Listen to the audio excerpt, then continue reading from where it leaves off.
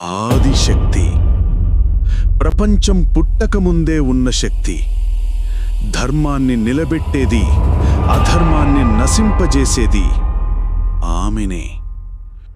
ఇది తపస్సు కథ కాదు, ఇది మహిషాసురుని గాథ. ఒక అసుర రాజు, రంభుడు తినవాడు మహిషాసురుడు.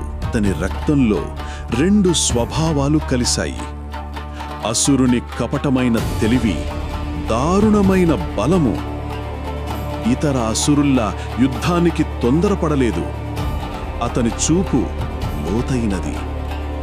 ప్రపంచాన్ని నిజంగా పాలించాలంటే ప్రపంచ నియమాలలోని లోపాన్ని కనుక్కోవాలి అని చిన్న వయసులోనే గ్రహించాడు.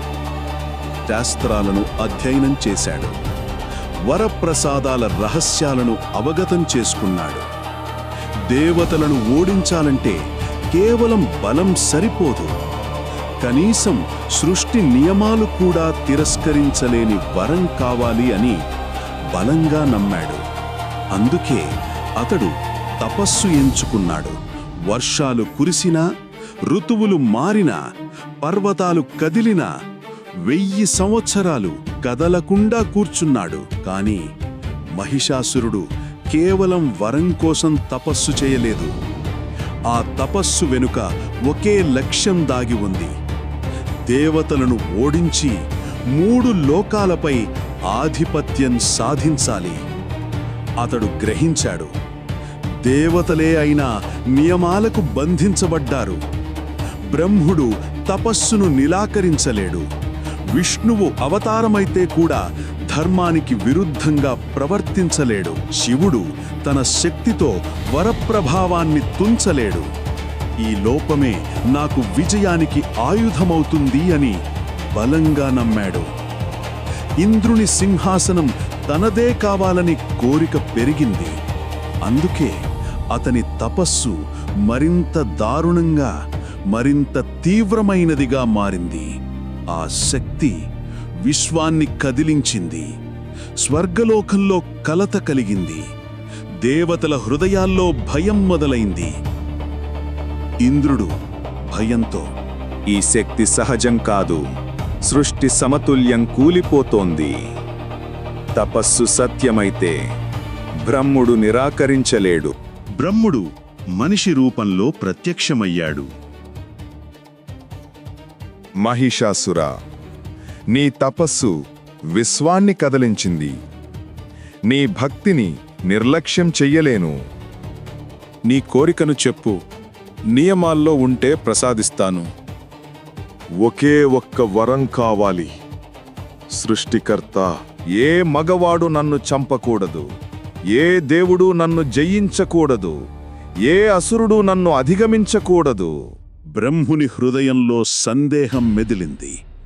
ఈ కోరికలో దాగిన ప్రమాదం అతనికి తెలుసు. కాని నియమం అతన్ని బంధించింది.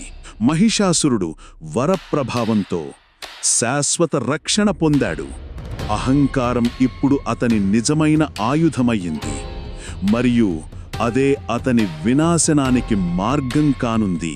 వరప్రసాదం పొందిన మహిషాసురుడు ఇప్పుడు ఎవ్వరూ తనను తాకలేరని నమ్మకంతో దద్దరిల్లాడు. అతని అహంకారం విశ్వాన్ని మింగేసే అగ్నిలా వ్యాపించింది. అసుర సైన్యాలను ఏకం చేశాడు.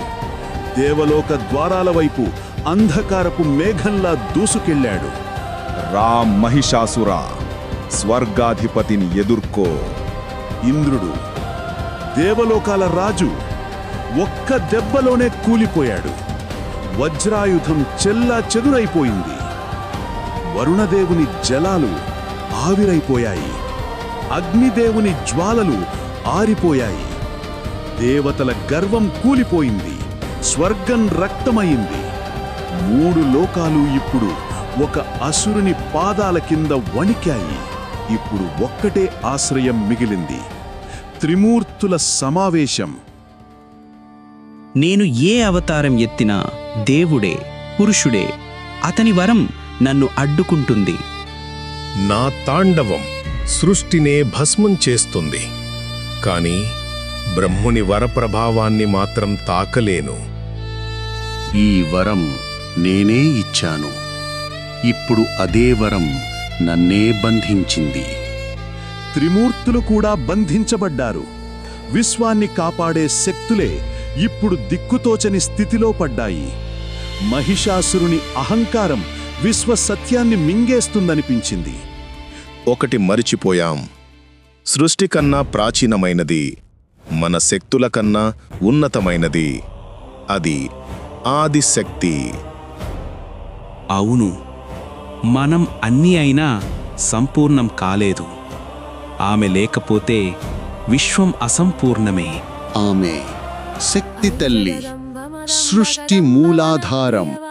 త్రిమూర్తుల శక్తులే కాదు, అగ్ని, వాయువు, వరుణుడు, యముడు, ఇంద్రుడు, ప్రతి దేవత తన శక్తిని ఆ జ్యోతిలో సమర్పించాడు.